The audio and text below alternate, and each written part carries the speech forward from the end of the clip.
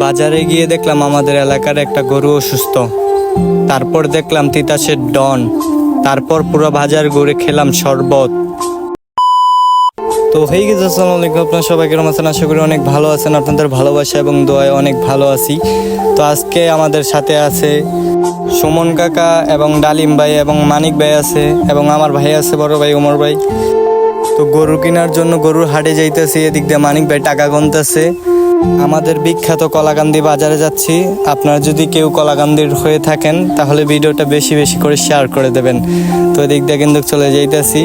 যারা কিনা বাইরের দেশে তারা আমাকে সবসময় সাপোর্ট দিয়ে যায়, যেমন সুমন কাকা দিয়ে যাচ্ছে। অনেকেই বলতেছে যে আমার ভিডিও ভালো হয়, যে তুমি ভিডিও করতে থাকো, একদিন ইনশাল্লাহ সফলতা পাবে।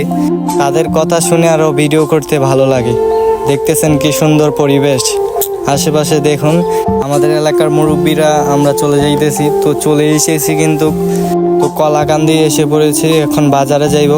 এই যে এদিক দিয়ে সুমন কাকা বলতেছিল যে প্যাডের জন্য হাঁটতে পারতেছেন, একটা গাড়ি হলে অনেক ভালো হতো। আমি তিনাকে বললাম বাড়ির কাছ থেকে গাড়ি নেন নাই, এখন চলে এসেছে এখানে আপনি গাড়ি খুঁজতেছেন। আশেপাশে শুধু মানুষ আমার দিকে তাকাই রয়েছে, আমি তো অবাক হয়ে হাসতেছি খালি। তো এদিক দিয়ে সুমন কাকা হাত চুরি করার জন্য তাকাই রয়েছে হাঁসগুলো দেখা।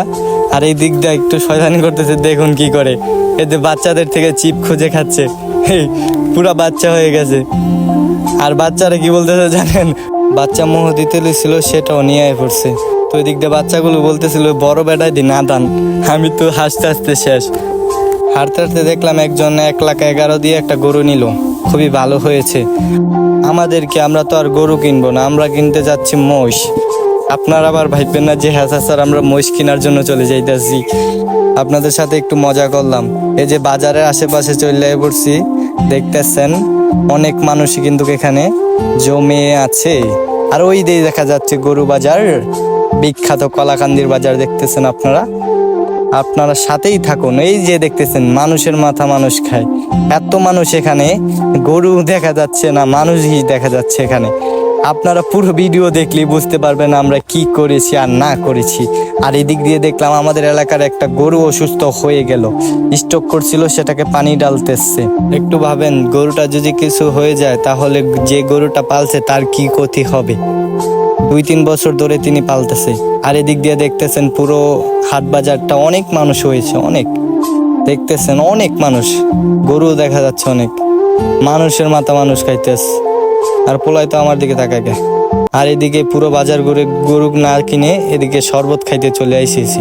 পুরো বাজার ঘুরে হাঁফাইয়া গেছি। বাজারটা এত বড় যে ঘুরতে ঘুরতে হাঁফাইয়া গেছি, তাই লেবুর শরবত খেয়ে নিলাম। তো কলাকান্দির কেউ যদি ভিডিওটা দেখে থাকেন তাহলে ভাই ভিডিওটা বেশি বেশি করে লাইক দেবেন এবং শেয়ার দেবেন।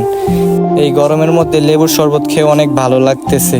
আর এখন আমি নিয়ে যাব আমাদের তিতাসের ডনের কাছে। এই যে দেখতেছেন তিতাসের ডন, এটার নাম তিতাসের ডন দিছে। এটার দাম ধরেছে 8 লাখ টাকা।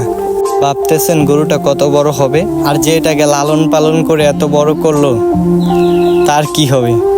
এতদিন ধরে পাললো আর 2 দিন পর কুরবানি দিয়ে দেবে। তিনার কষ্টটা একটু দেখছেন। কিছু টাকার জন্য গরুটা বিক্রি করতে হইতেছে। সব কিছু একদিন চলে যেতে হবে এই দুনিয়ার মায়া ত্যাগ করে। আমরাও তো একদিন চলে যাব। তো এই বাজার থেকে আমরা গরু কিনতে পারি নাই, তাই চলে যাইতেছি বাড়িতে।